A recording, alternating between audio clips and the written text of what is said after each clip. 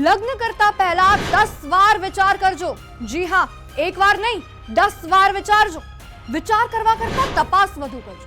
વાત એવી છે કે દુલ્હન શોધવા આજકાલ લોકો એવી ભૂલ કરી નાખે છે કે પછી પછતાવું પડે છે। કિસ્સો પાટનગર ગાંધીનગરનો જ જોઈ લો। ગાંધીનગરમાં ત્રણ દુલ્હાને લૂંટેરી દુલ્હન લૂંટીને ભાગી ગઈ। ગાંધીનગરના રૂપાલ અને રાંધેજાના 3 યુવાનોએ લગ્ન કરીને નવો સંસાર વસાવવાની આશા સાથે એક વચેટિયા શૈલેષ પટેલને દુલ્હન શોધવાની જવાબદારી સોંપી। એજન્ટ શૈલેષે ચિન્મયના ચીખલીની યુવતી સાથે લગ્ન કરાવ્યા। કહ્યું કે યુવતીની આર્થિક સ્થિતિ નબળી છે, 3 લાખ આપો। લગ્ન બાદ પિયર જવાનું કહીને યુવતી પરત આવી જ નહીં। રૂપાલના મેહુલના લગ્ન કરાવ્યા, 3,40,000 પડાવ્યા। સંદીપના લગ્ન વલસાડની નયના સાથે કરાવ્યા, 3,50,000 પડાવ્યા અને લગ્ન બાદ યુવતીઓ થોડોક સમય રહી પછી થઈ ગઈ ફરાર। સૌથી મોટો સવાલ એ છે કે રાજ્યમાં આ પ્રકારે લૂંટેરી દુલ્હનનું નેટવર્ક કોની રહેમ રાહે ચાલે છે?